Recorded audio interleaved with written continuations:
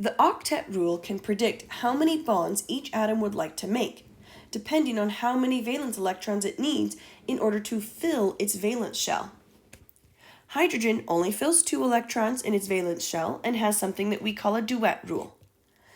The transition elements often do not follow the octet rule because D and F blocks are never part of the valence shell.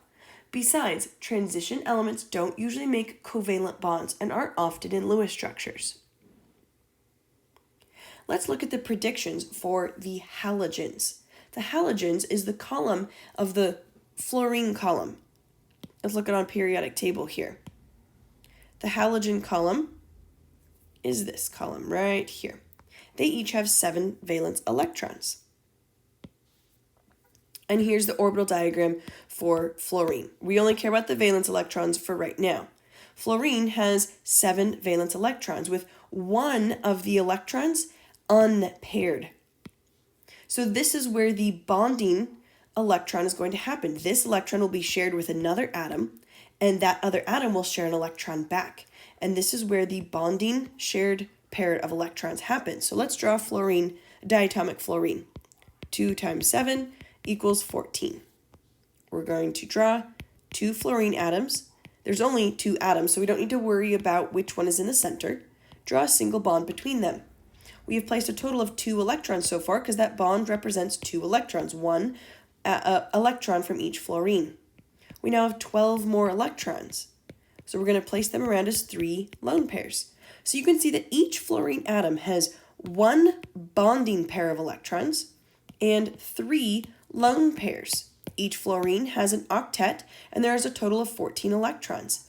Let's look at this orbital diagram here. These are the 3 lone pairs on each of the fluorine atoms, and the 1 electron here is forming the bond with the other atom.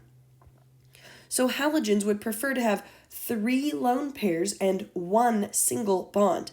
This is its preference. There are plenty of exceptions, but the preference includes this. Bromine then is also a halogen. It would have 4 s electrons, so it would be 4s here and 4p here, but it would have the same setup, 2 electrons in the s subshell and 5 electrons in the 4p subshell. Bromine then has 7 times 2, 14 valence electrons total. You could imagine it would be a very similarly shaped molecule, with a single bond between the 2 bromines and 3 lone pairs, because bromine is a halogen. Here's its 1, 2, 3 lone pairs, which correspond to 1, 2, 3 lone pairs. There is 2 electrons in this bond here, 1 here and 1 here from each of the bromine atoms, and that's the 1 single electron here. You can imagine every halogen then would look similar like this. Halogens prefer 1 single bond and 3 lone pairs. Let's move on to the next column over.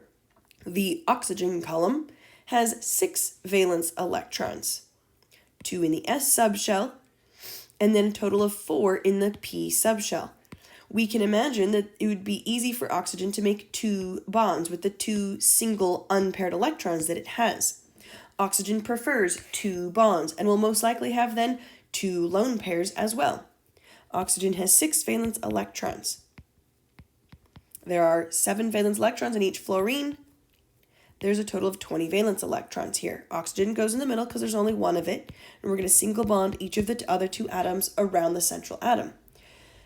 We have placed a total of 4 valence electrons, 2 each from each of the bonds. We have a total of 16 more to place. 2, 4, 6, 8, 10, 12, 14, 16. Let's count our octets now. For oxygen, 2, 4, 6, 8. Oxygen has an octet. The fluorines are counted 2, 4, 6, 8, 2, 4, 6, 8. So each of the fluorines also have an octet.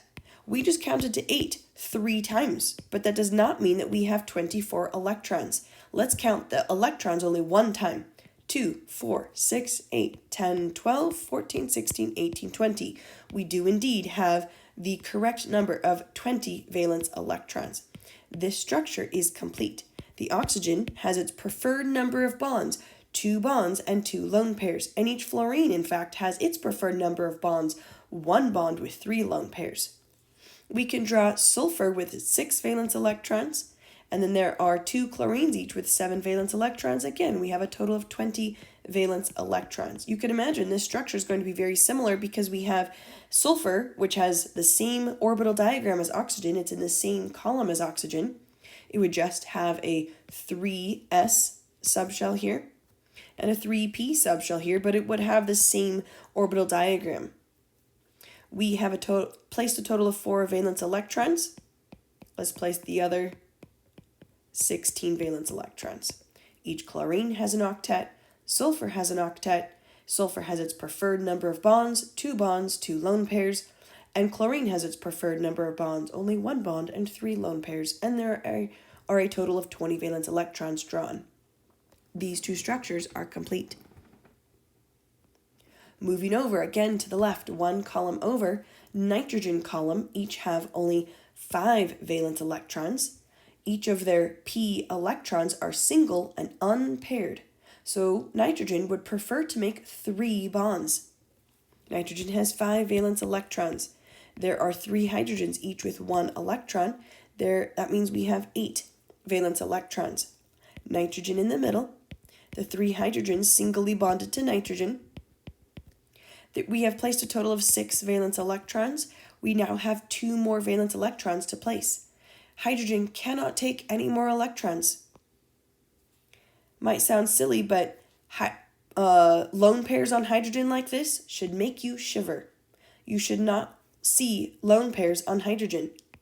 Nitrogen did not have an octet yet, so let's place the lone pair on nitrogen. Nitrogen now has an octet, 2, 4, 6, 8. We have placed a total of 8 electrons, and hydrogen each has its duet rule. Nitrogen also has its preferred number of bonds, 3 bonds and 1 lone pair. This lone pair of the s electrons is this lone pair right here. Phosphorus has 5 valence electrons. It's in the same column as nitrogen. We have a total of 8 valence electrons. You can imagine its structure is very similar. You can draw it in any orientation or shape you'd like for Lewis structures. Phosphorus has a full octet. Phosphorus has its preferred number of bonds, 3 bonds, 1 lone pair, and hydrogen has its duet. 1 more column over is the carbon column. Carbon and silicone would prefer to make 4 bonds. This is the way it works. This is a little bit more complicated chemistry, but this electron in carbon's orbital diagram actually moves up to the p electron, or p subshell here. So now we have 4 single unpaired electrons in carbon's orbital diagram, and it can easily make 4 bonds this way. Silicon is the same way. One of its s electrons will jump up to the p subshell that has an empty orbital. There are 4 valence electrons for silicon, plus 4 more for hydrogen. We have a total of 8. Put silicon in the middle. Single bond hydrogen around silicon. Silicon has now made its preferred number of bonds, which is 4. Silicon and carbon usually don't have lone pairs on them, though sometimes we can see that in some structures. Carbon has 4 valence electrons. There are 4 electrons from hydrogen. Carbon structure for this molecule looks like this. Carbon has a total of 8 valence electrons around it. It has its preferred number of bonds of 4 bonds and no lone pairs. Hydrogen has its duet rule. So far, we've only been drawing structures that have single bonds. In a single bond, remember that each atom has only shared 1 electron with the other. The single bond always contains a total of 2 electrons, no more, no less. In a double bond, each atom shares 2 electrons with the other, so there's a total of 4 electrons in the bond, which is the shared overlap of orbitals. So no less than 4 and no more than 4 electrons for a double bond. Let's draw each of these structures. Carbon has 4 valence electrons. Each hydrogen has only 1 valence electron, and then there are 6 valence electrons from oxygen. This is a total of 12 valence electrons for this structure. We know that carbon would prefer to make 4 bonds, so we're going to put carbon in the center. We're going to put 2 hydrogens on carbon. They can either be on opposite sides, right and left, top and bottom, or any two of the corners. It doesn't matter. We're going to so far start by single bonding oxygen to carbon as well. We have now placed 6 electrons around this structure, and we need 6 more. Carbon does not have an octet, neither does oxygen. If we were to start by placing all of the remaining electrons around oxygen, oxygen would now have an octet, 2, 4, 6, 8, around oxygen. Carbon does not have an octet though. This is our clue that we should draw a double bond. So we're going to erase one of the pairs we put on oxygen and draw it as a shared line between oxygen and carbon. Oxygen still has an octet, 2, 4, 6, 8. Carbon now has an octet, 2, 4, 6, 8. Hydrogen each has its duet, and we have a total of just 12 electrons around this structure, 2, 4, 6, 8, 10, 12.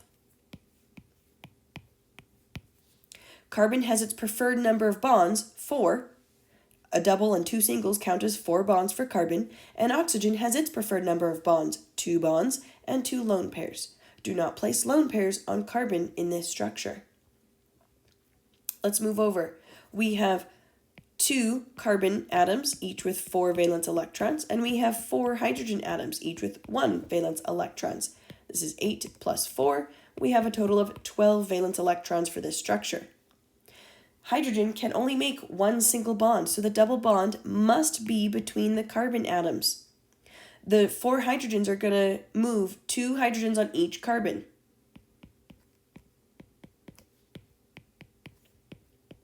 You can draw the hydrogen atoms, one on each of the top or bottom or sides, left and right, or even kind of at a diagonal angle. It doesn't matter as long as you put 2 hydrogens on each carbon. Let's count our octets. The right-hand carbon has 2, 4, 6, 8. The left-hand carbon has 2, 4, 6, 8. Each hydrogen has fulfilled its duet rule, and there is a total of 2, 4, 6, 8, 10, 12 electrons in this structure. This structure is complete, and notice that each carbon has not only its octet, but also has its preferred number of bonds, 4 bonds each.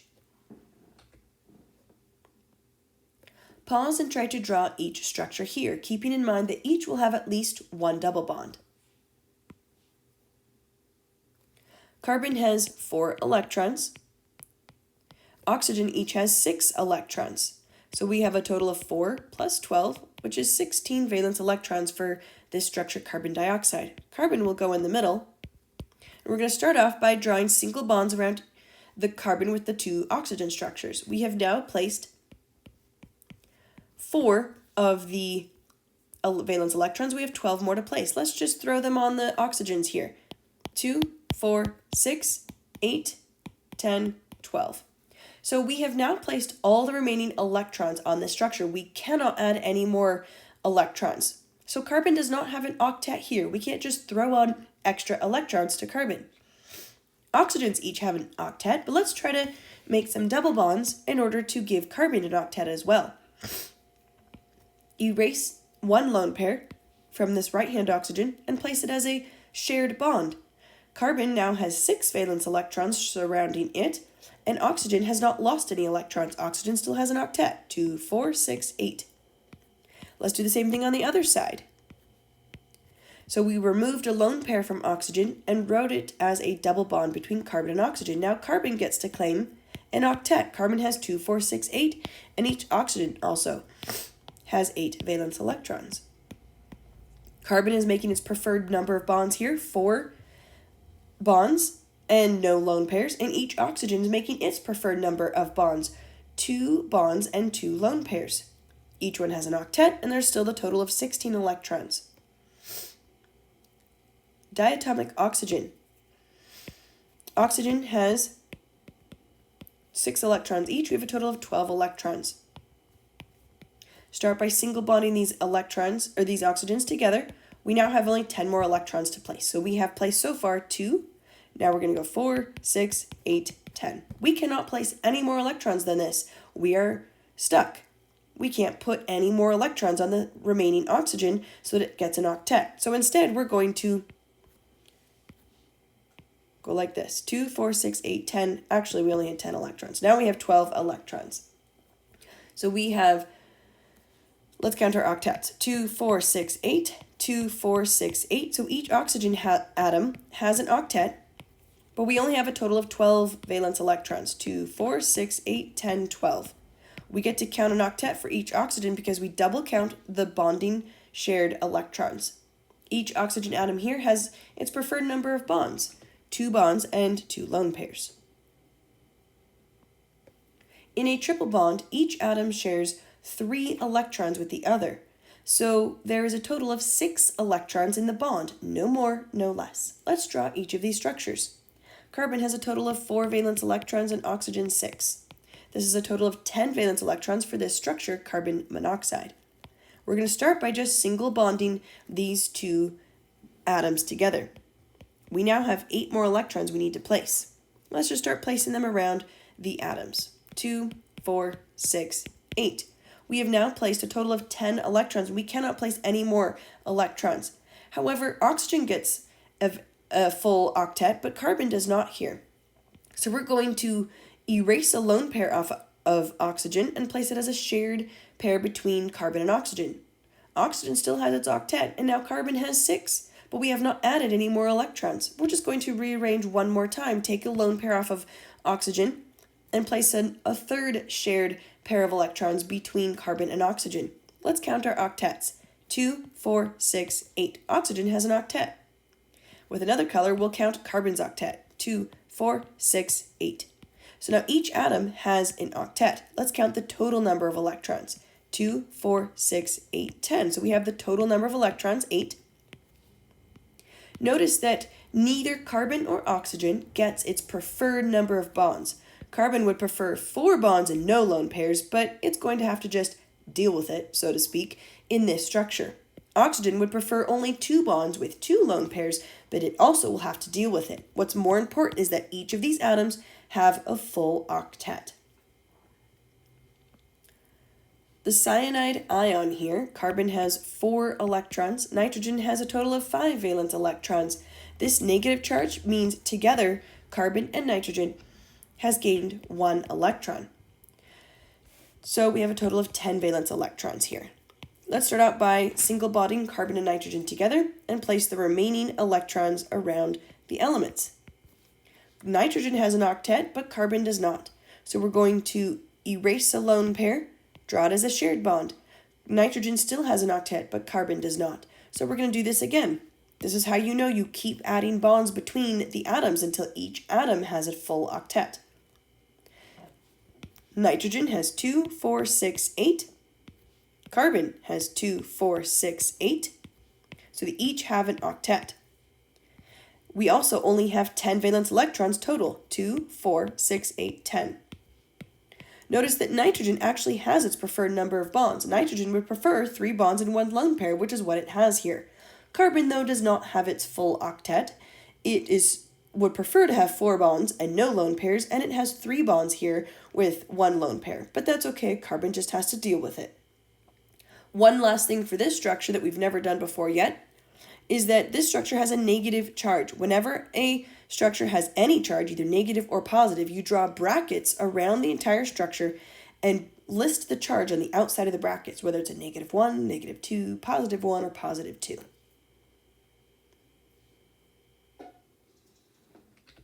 Pause and draw each of these structures, keeping in mind that each have at least 1 triple bond. Diatomic nitrogen. There are a total of 10 valence electrons. Oops. We know, because this page says it's a triple bond page, that this structure has a triple bond. Let's start by doing that.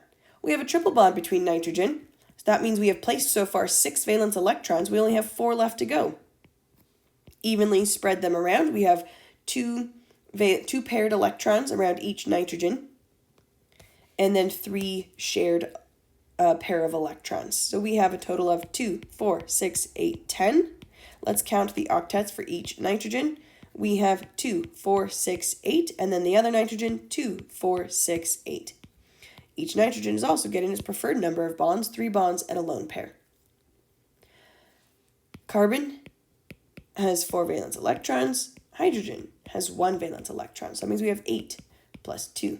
We have a total of 10 valence electrons. We know this is going to have at least one triple bond somewhere. It's going to have to be between the two carbons because hydrogen can only make one single bond.